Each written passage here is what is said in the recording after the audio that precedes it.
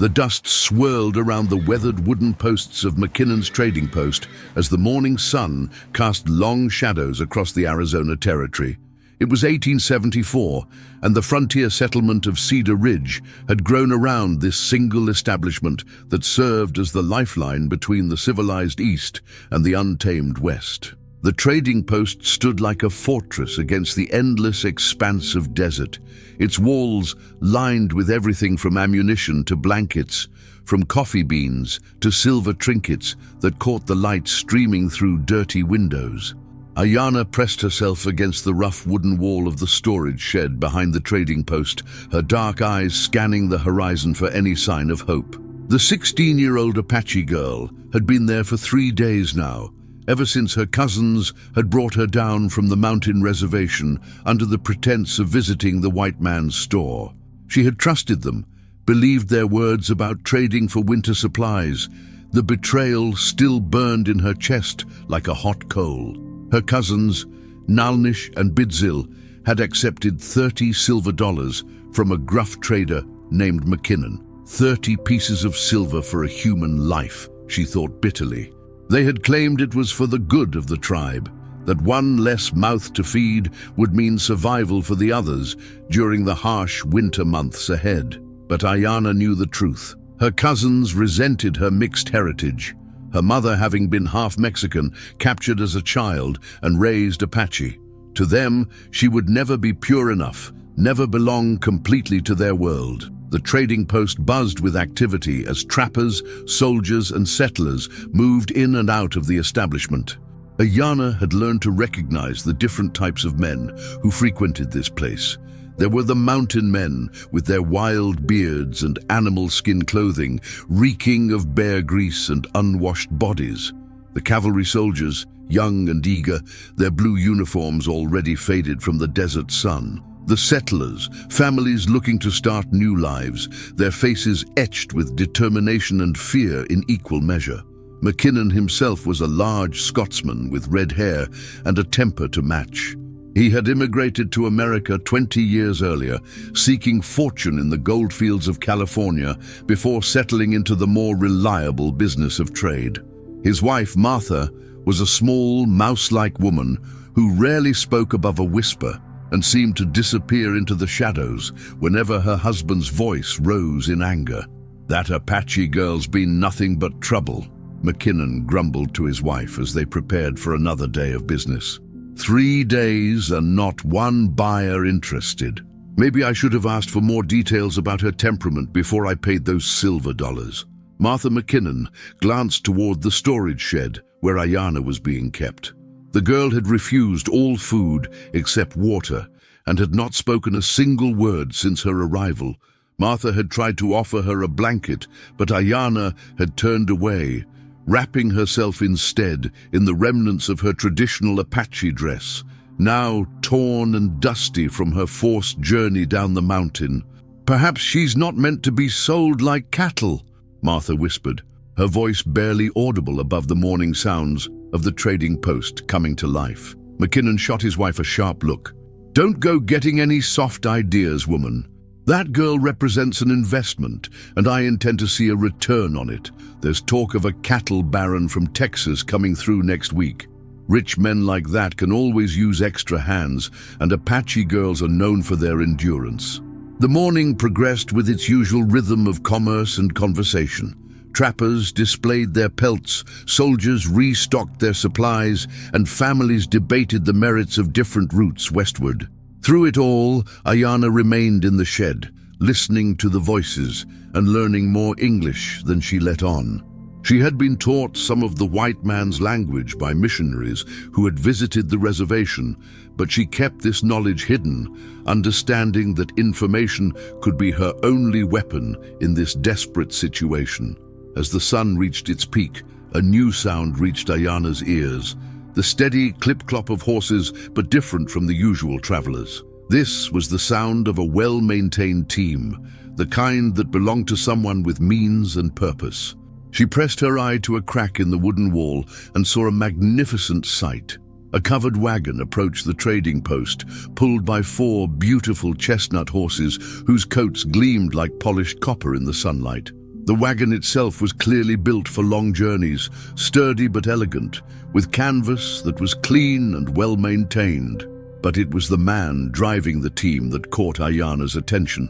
He was tall, even sitting down, with broad shoulders that filled his simple white shirt. His hair was the color of wheat in autumn, slightly longer than was fashionable in the East, and his face bore the weathered look of someone who had spent years under the western sun. But his eyes, even from a distance, held a gentleness that was rare among the men who frequented McKinnon's establishment. Thomas Whitmore had been traveling for 6 weeks, making his way from his family's farm in Ohio to claim land in California.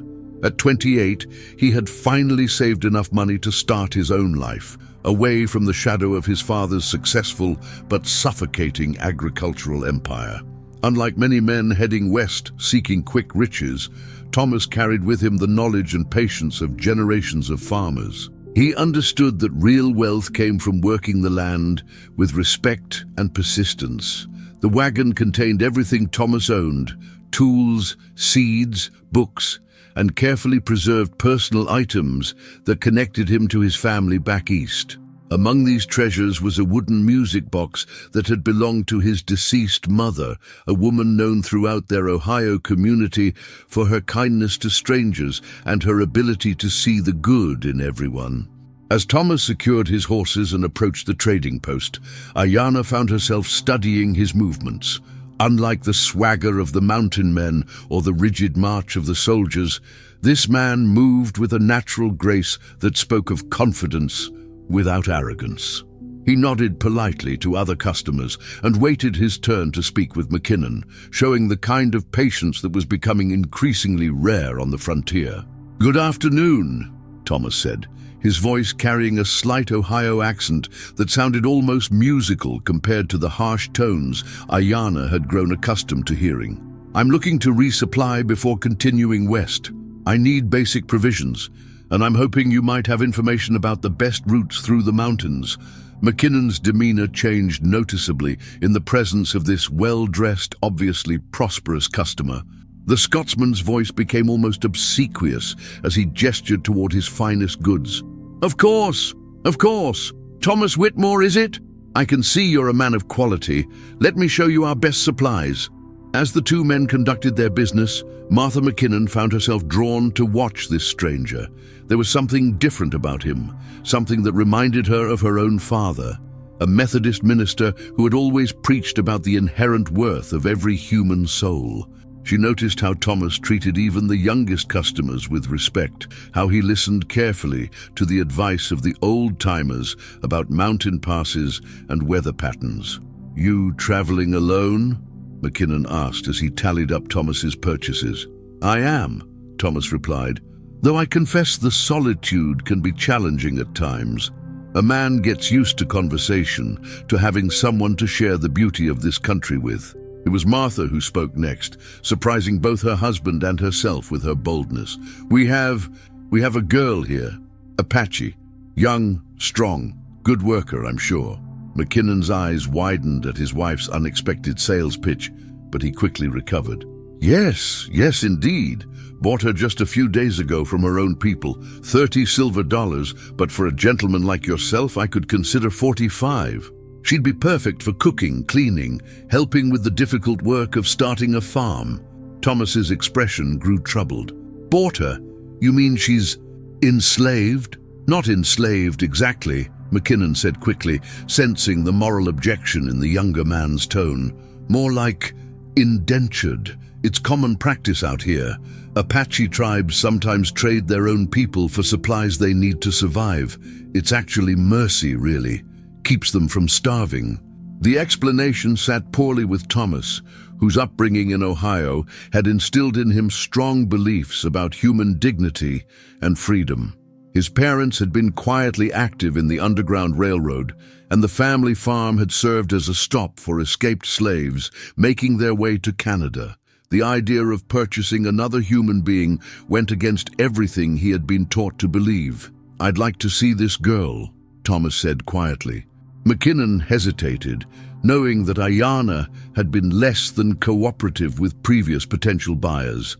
but the prospect of a $45 sale was too tempting to refuse. Certainly, certainly. Martha, fetch the key to the storage shed. As Martha led Thomas toward the back of the trading post, Ayana heard the approaching footsteps and steeled herself for another humiliating inspection. She had endured 3 such encounters already, men who looked at her like livestock, commenting on her strength, her potential for bearing children, her suitability for various forms of manual labor. The door opened, and afternoon sunlight flooded the dim shed. Ayana squinted, her eyes adjusting to the brightness, and found herself looking directly into the face of the wheat-haired stranger. For a moment, neither spoke. Thomas saw not a piece of property to be evaluated, but a young woman whose dark eyes held a mixture of defiance, fear, and an unmistakable intelligence. "Hello," Thomas said softly, crouching down so that he was at Ayana's eye level rather than towering over her. It was a gesture of respect that shocked both McKinnon and his wife and brought tears to Ayana's eyes despite her determination not to show weakness. "She doesn't speak English," McKinnon said dismissively, "but that's probably for the best. Apache women are trained from birth to be obedient and hard-working. She'll learn what she needs to know." Thomas ignored the trader's sales pitch, keeping his eyes focused on Ayana. "What's your name?" he asked gently. For a long moment, Ayana remained silent. Then, in carefully pronounced English, she said, "My name is Ayana. It means eternal blossom." The admission that she could speak English created a moment of stunned silence. McKinnon's face reddened with embarrassment and anger at having been deceived, while Martha gasped softly at the musical quality of the girl's voice.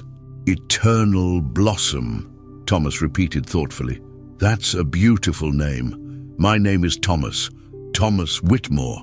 "Why do you want to buy me, Thomas Whitmore?" Ayana asked, her directness catching everyone off guard.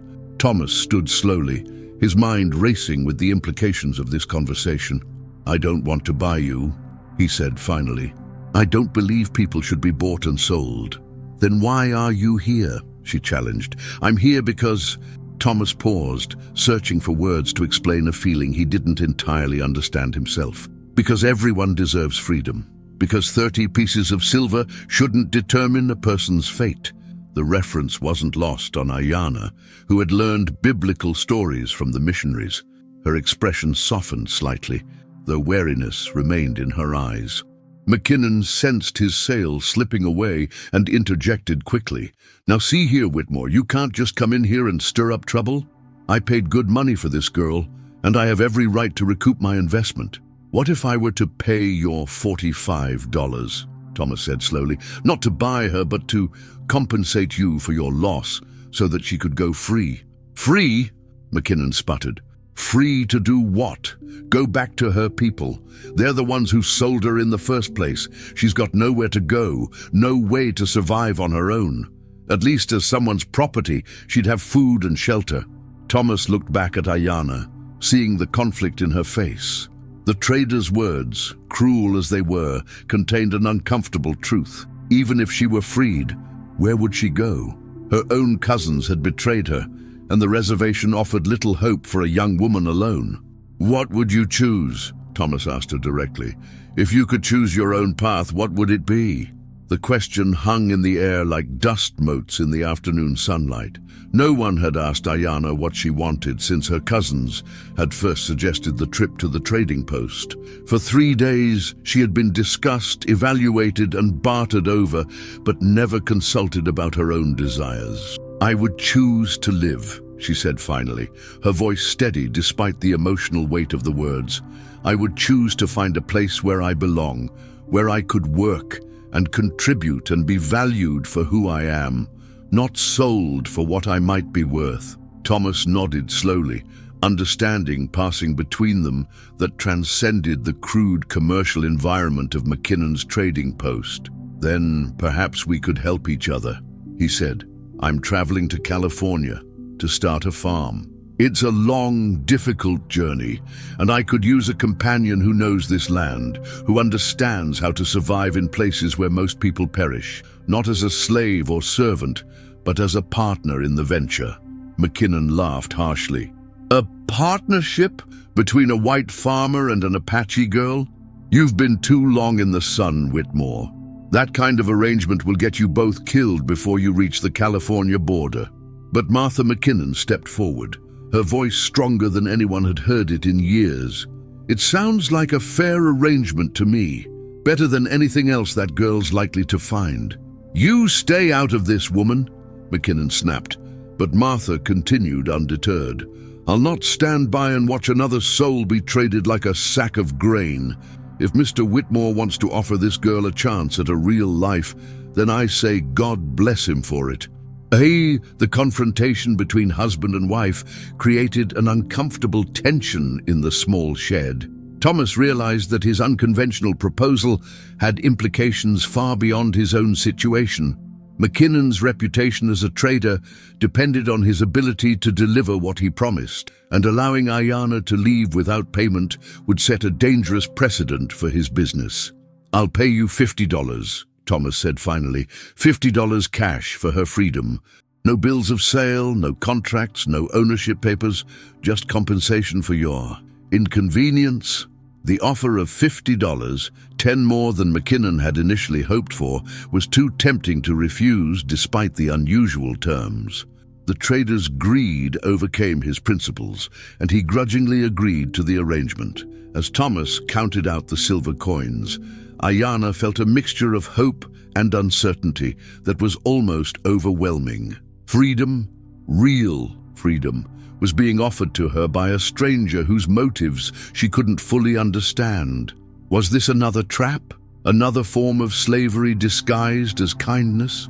Or was Thomas Whitmore truly the miracle she had prayed for during her darkest hours in the shed? There's just one thing, Thomas said as he completed the payment. This has to be your choice, Ayanna. If you come with me, it will be dangerous. There are people who won't understand our arrangement, who might try to harm both of us because of it. I can't guarantee your safety, and I can't promise that California will be the paradise we're hoping for. But I can promise that you'll be free to make your own decisions, to leave if you choose, and to be treated with the respect that every human being deserves. Mohun.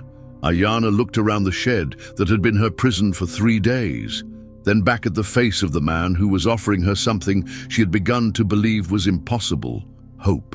The decision, when it came, was surprisingly easy. I choose to come with you, Thomas Whitmore, she said, rising to her feet with a dignity that seemed to transform the cramped shed into something approaching a cathedral. I choose freedom, even if it means uncertainty.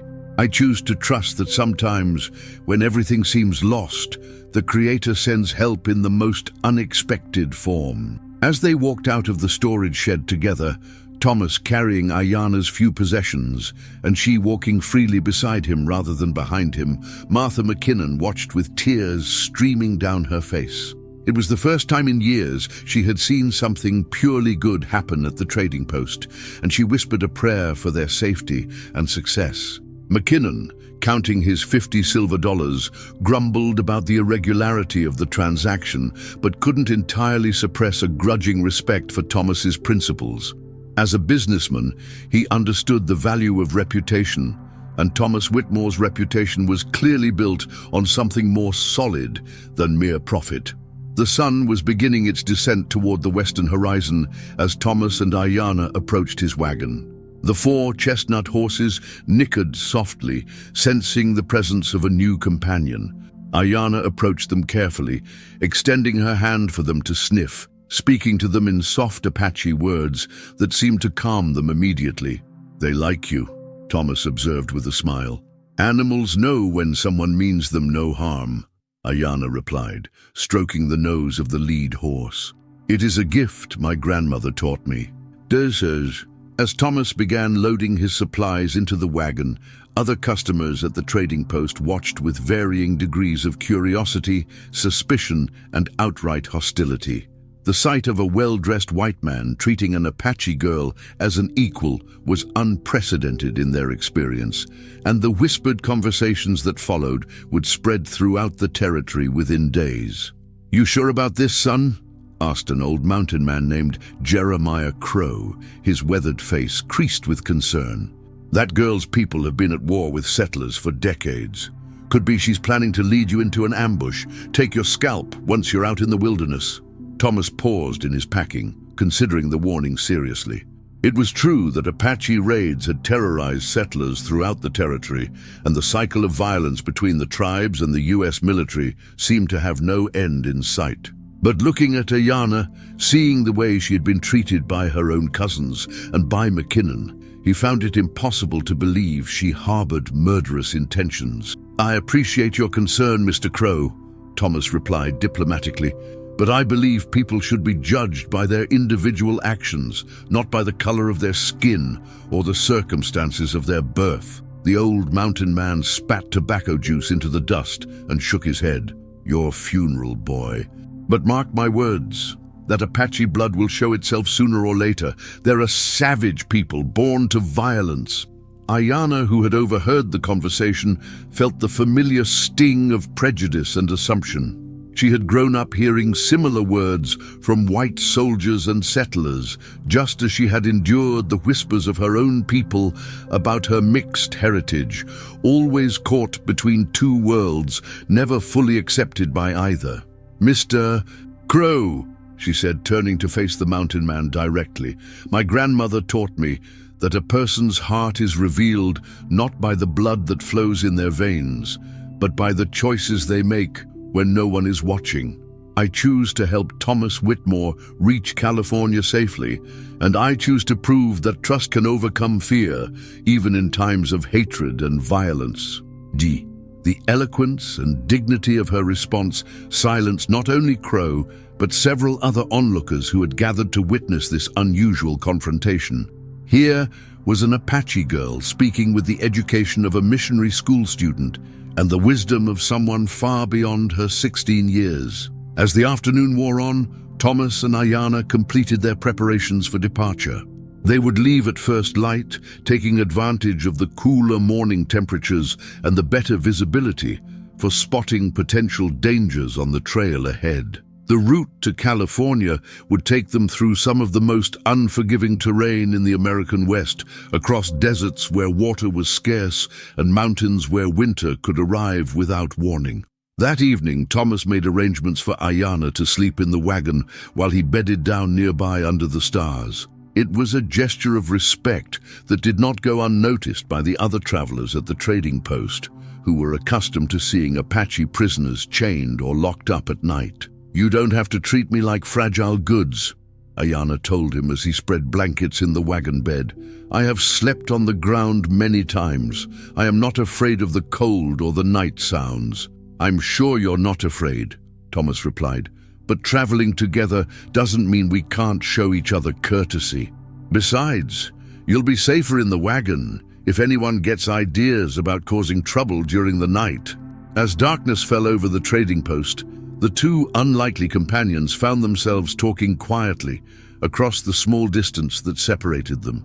Thomas spoke of his dreams for the California farm, of the crops he hoped to grow and the life he hoped to build. Ayanna shared stories of her childhood on the reservation, of learning to track animals and identify edible plants, skills that would prove invaluable on their journey west. "Why did your cousins really sell you?" Thomas asked gently.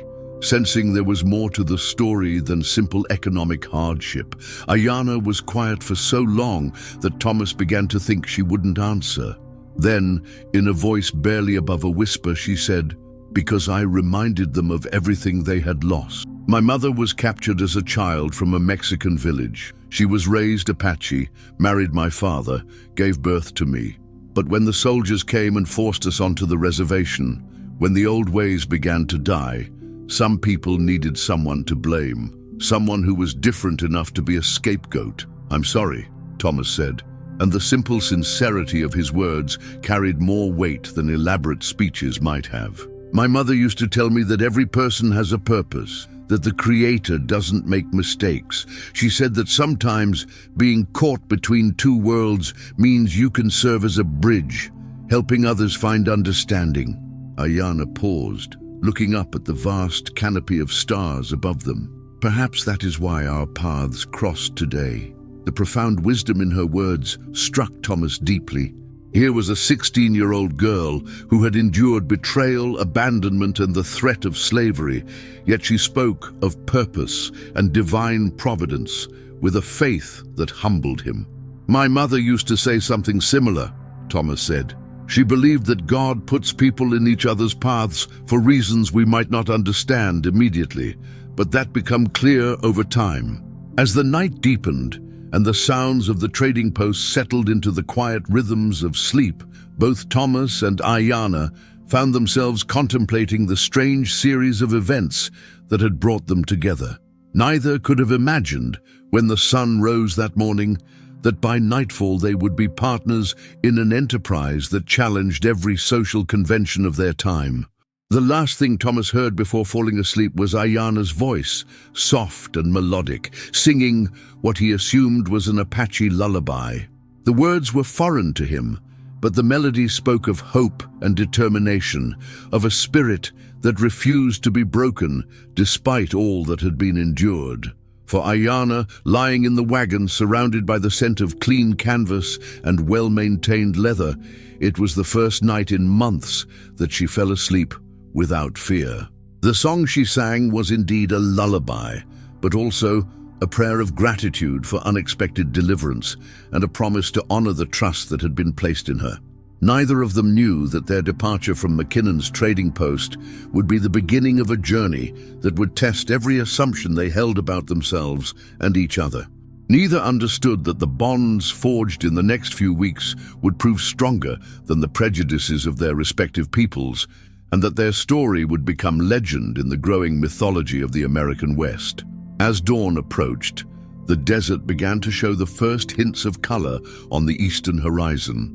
Soon, Thomas and Ayanna would begin their trek toward California, carrying with them not just supplies and possessions, but the fragile hope that two people from vastly different worlds could find common ground in their shared humanity.